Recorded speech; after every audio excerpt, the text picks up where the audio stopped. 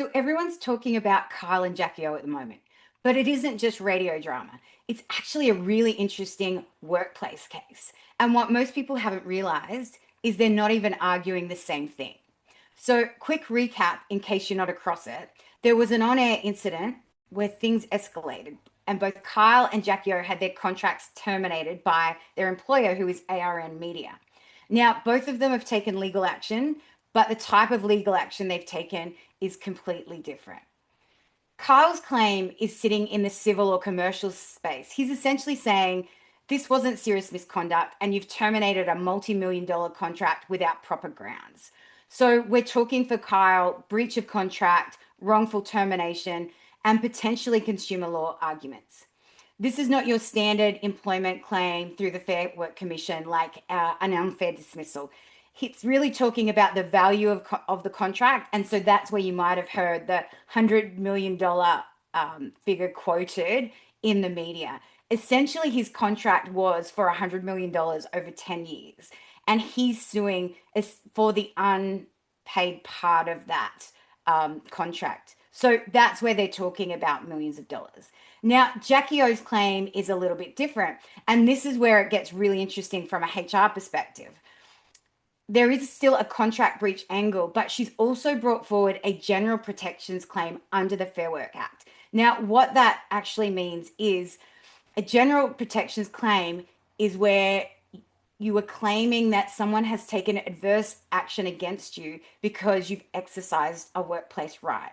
Now, workplace rights include things like raising concerns about behavior, making a complaint, speaking up about safety, asking about your pay, questioning employment conditions. And adverse action could be things like termination, demotion, reducing hours, or changing someone's role negatively.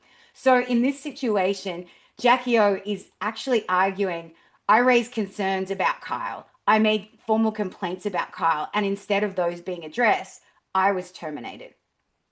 Now, what's really interesting about a general protections claim opposed to, say, a general unfair dismissal claim is the burden of proof actually flips to the employer. So instead of Jackie O having to prove that ARN did take adverse action against her, the burden of proof actually sits with ARM to prove that they did not terminate her because she raised those type of complaints. Now, it's a big deal because these type of claims, the general protections, they don't just stay in the Fair Work Commission.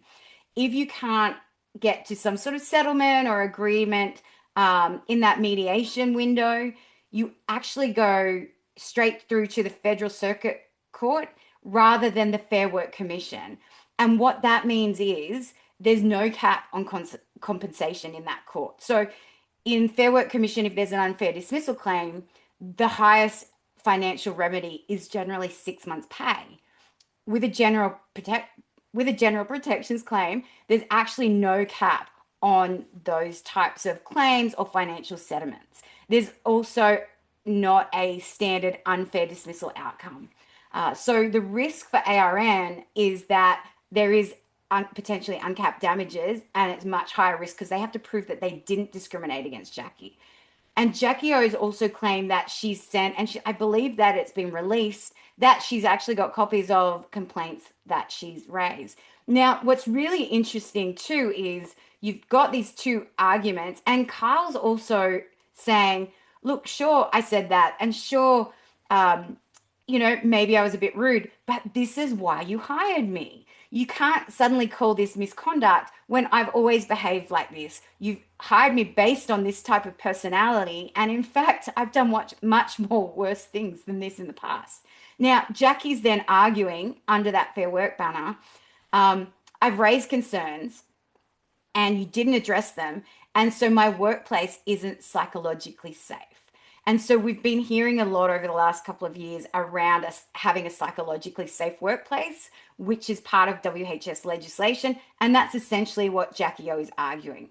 So I find this one really interesting because it's the same workplace, it's the same incident, but there's actually three completely different angles because you've got Carl saying this is a civil matter and hey, I've always behaved like this, nothing's changed, you hired me. You've got Jackie O saying, yes, there might have been a breach of contract, but you also didn't provide a safe workplace for me. And you've got ARN saying we're terminating your contracts because this was misconduct on both their parts.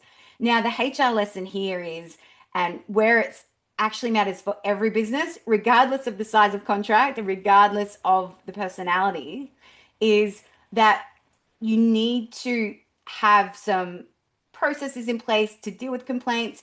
You need to deal with complaints when someone raises them, and you need to do that in a fair way. Do you have ways to manage disputes before you get to this kind of legal remedies? And are you getting the right advice before you get there?